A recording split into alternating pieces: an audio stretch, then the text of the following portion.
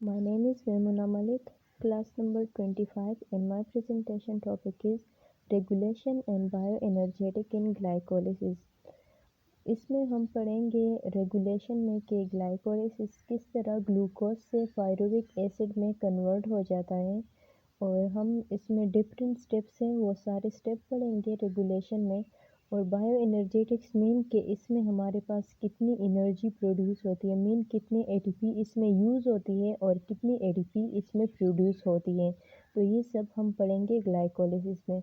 Glycolysis हमारे पास एक ऐसा प्रोसेस है जो कि हमारे पास शुरू होता है ग्लूकोज से। ग्लूकोज हमारे पास 6 कार्बन चेन होता है, तो हमारे पास सबसे पहले ग्लूकोज कन्वर्ट हो जाता है ग्लूकोज 6 फॉस्फेट में with the help of enzyme hexokinase, और यहाँ पर एटीपी जो है वो हमारे पास कन्वर्ट हो जाती है एडीपी में। जब ये ग्लूकोज 6 फॉस्फेट में कन्वर्ट हो जाता है तो ये फर्दर हमारे पास कन्वर्ट होता है फ्रक्टोज 6 फॉस्फेट में, और यहाँ पर एटीपी जो है वो भी एडीपी में कन्वर्ट हो जाती है with the help of enzyme isomerase, और ये भी हमारे पास 6 कार्बन चेन होता है।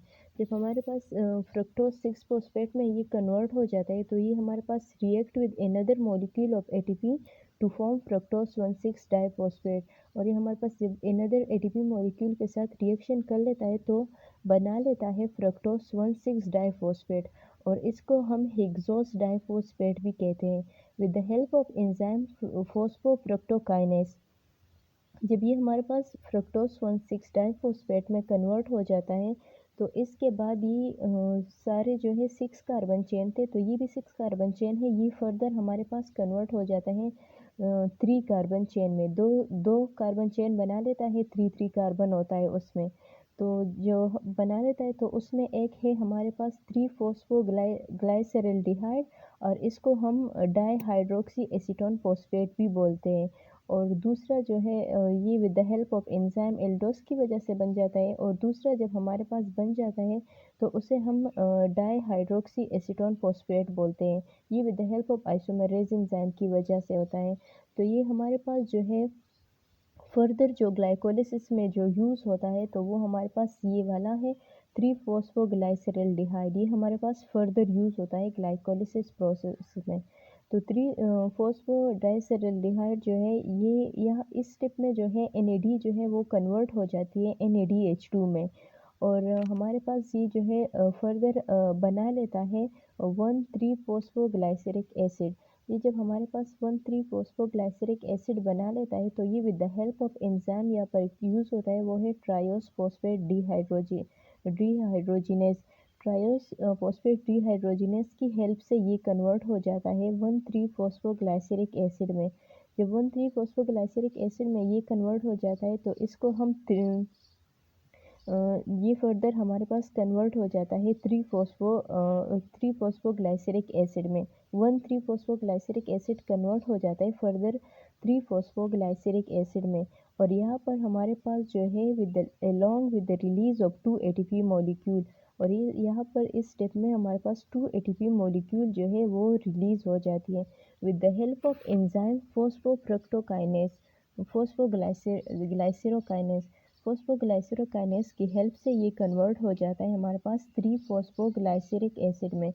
जब ये 3-फॉस्फोग्लाइसरिक एसिड में कन्वर्ट हो जाता है इसको हम 3-फॉस्फोग्लाइसरेट भी कहते हैं। 3-फॉस्फोग्लाइसरिक एसिड को हम 3-फॉस्फोग्लाइसरेट भी बोलते हैं।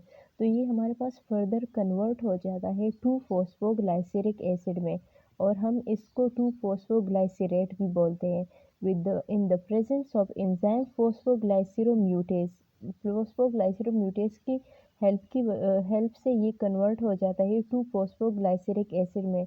जब ये 2-फॉस्फोग्लाइसरिक एसिड में कन्वर्ट हो जाता है तो ये हमारे पास फर्दर कन्वर्ट हो जाता है फॉस्फोइनोल पाइरुवेट एसिड, और हम इसको फॉस्फोइनोल पाइरुवेट भी कहते हैं, और ये with the help of enzyme enolase की वजह से ये कन्वर्ट हो जाता है फॉस्फोइनोल पाइरुविक एसिड में। फॉस्फोइनोल पाइरुविक एसिड जो है ये हमारे पास फर्दर कन्वर्ट हो जाता है पाइरुविक एसिड में।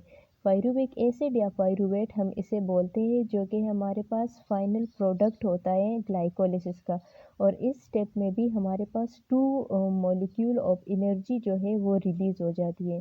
तो इस तरह ये ग्लाइकोलिसिस का प्रोसेस था, ग्लूकोज से स्टार्ट हुआ और पायरुविक एसिड पे ख़त्म हुआ कि किस तरह ग्लूकोज से पायरुविक एसिड बनता है। डिफरेंट स्टेप्स के ज़रिए ये बन जाते हैं। इसके बाद हमारे पास है कि एनर्जी यील्ड स्टेप्स के हमारे पास ग्लाइकोलिसिस में कितने एनर्जी प्रोड्यूस हुए, कितने एनर्जी यूज़ हुए। इसको कहते हैं बायो एनर्जेटिक इन ग्लाइकोलिसिस के इसमें कितने एनर्जी हमारे पास यूज़ हुए या कितने प्रोड्यूस हुए। तो एनर्जी यील्डिंग स्टेप में सबसे पहले है कि ग्लाइकोलिसिस में हमारे पास 2 एनर्जी जो है वो यूज़ हो गए स्टार्टर में जब हमारे पास ये प्रोसेस शुरू हो रहा था। ग्लूकोज जब कन्वर्ट हो रहा था ग्लूकोज 6 फॉस्फेट में और फिर वो फ्रक्टोज 6 फॉस्फेट में और फिर फ्रक्टोज 1,6 डाइफॉस्फेट में, उसमें जब ये कन्वर्ट हो रहे थे तो वहाँ पर हमारे पास 2 मॉलिक्यूल ऑफ एनर्जी जो है वो यूज़ हो गए। मतलब स्टार्टर प्रोसेस में 2 मॉलिक्यूल एटीपी जो है वो यूज़ हो गए और हमारे पास 2 मॉलिक्यूल ऑफ एटीपी जो है वो फॉर्म हो गए जब हमारे पास 1,3 फॉस्फोग्लाइसरिक एसिड कन्वर्ट हो रहा था 3 फॉस्फोग्लाइसरिक एसिड में। जैसे हमने स्टेप्स में पढ़ा तो उधर हमारे पास 2 मॉलिक्यूल ऑफ एनर्जी हमारे पास प्रोड्यूस हो गए और इसके बाद हमारे पास 2 मॉलिक्यूल ऑफ एनर्जी वहाँ पर रिलीज़ हो गए जब हमारे पास फॉस्फोइनोल पायरुवेट कन्वर्ट हो रहा था end product of glycolysis pyruvic acid में। जब ये पायरुविक एसिड में कन्वर्ट हो रहा था तो वहाँ पर हमारे पास जो है ये एटीपी मॉलिक्यूल जो है वो 2 वहाँ पर प्रोड्यूस हो गए।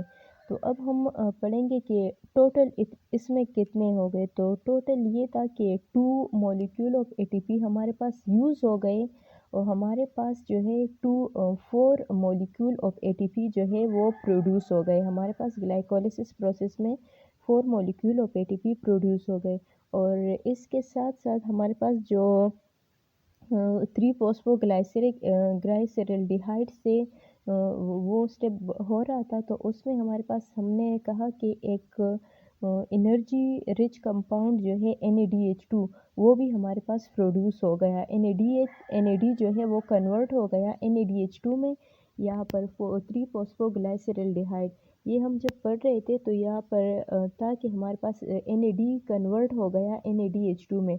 तो NADH2 हमारे पास जो है एनर्जी रिच कंपाउंड है। ये हमारे पास एनर्जी रिच कंपाउंड है तो ग्लाइकोलिसिस प्रोसेस में ये भी हमारे पास प्रोड्यूस हो जाता है। 3 फॉस्फोग्लाइसरल्डिहाइड जब हमारे पास बन जाता है तो इसमें हमारे पास ये NADH2 भी प्रोड्यूस होता है।